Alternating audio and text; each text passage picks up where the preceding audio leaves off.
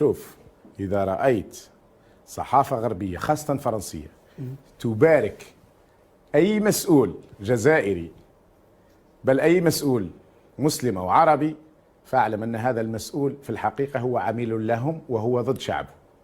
حينما تبارك الباريزيان وبعض الإعلام وبعض القنوات مطلع مامرة والأخضر الإبراهيمي، فأنت تأكد أن الشعب سيحكم من الجانب الآخر.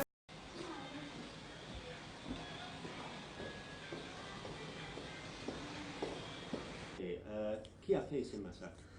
Je suis convaincu que la majorité, pour ne pas dire la quasi-totalité de ces massacres, sont le fait de services secrets algériens, la sécurité militaire, et cela pour tenir la société algérienne, si vous voulez, en piège, et parce qu'ils ont besoin, le régime a besoin d'un minimum de violence pour pouvoir gérer la société algérienne.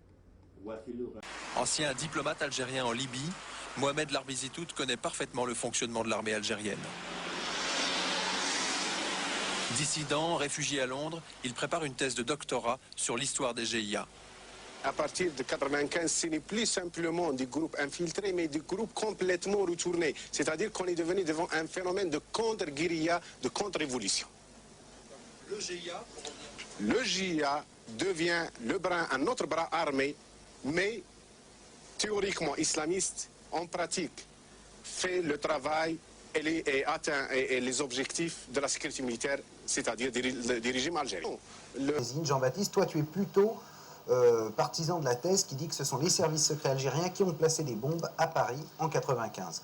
En tout cas, la thèse est énorme, mais elle n'est pas complètement nouvelle, parce que déjà en 1995, certains services français s'étaient demandé si les services algériens n'étaient pas impliqués. Alors, bon, c'est troublant. En plus, nous, on a trouvé quand même un diplomate algérien, un ancien diplomate algérien à Londres, qui témoigne à visage découvert et qui confirme les propos de l'Observer. Yves Bonnet dément, soit. Mais à en croire l'ancien numéro 2 de l'ambassade d'Algérie en Libye, aujourd'hui réfugié en Europe, acheter des journalistes ou des députés est une pratique courante des ambassades algériennes. Il y en a pas mal de journalistes, surtout. Aussi parfois des hommes politiques, des députés, pour faire le lobbying. On les paye, on les achète. Vous savez qu'on a toujours des gens qui ont des prix, hein.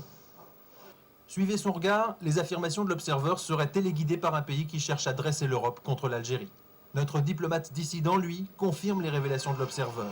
À l'époque des attentats de Paris, il était encore en poste en Libye et ses collègues des services secrets lui ont fait de drôles de confidences. Il y en a des gens de la sécurité militaire, particulièrement donc des gens à l'ambassade qui n'ont pas hésité à dire bon, écoutez, il faut que la France ne change pas de comportement, ne change pas de soutien.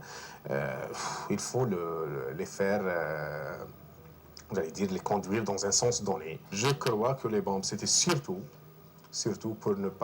pour que la France ne change pas de position, ne change pas de ce soutien aussi précieux et inconditionnel pour le régime algérien.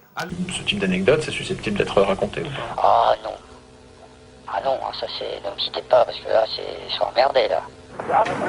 Protégé par l'armée, Zitouni va prendre la tête des GIA en octobre 1994. Pour cet ancien numéro 2 de l'ambassade d'Algérie en Libye, les services secrets algériens ont réussi ce jour-là un coup de maître.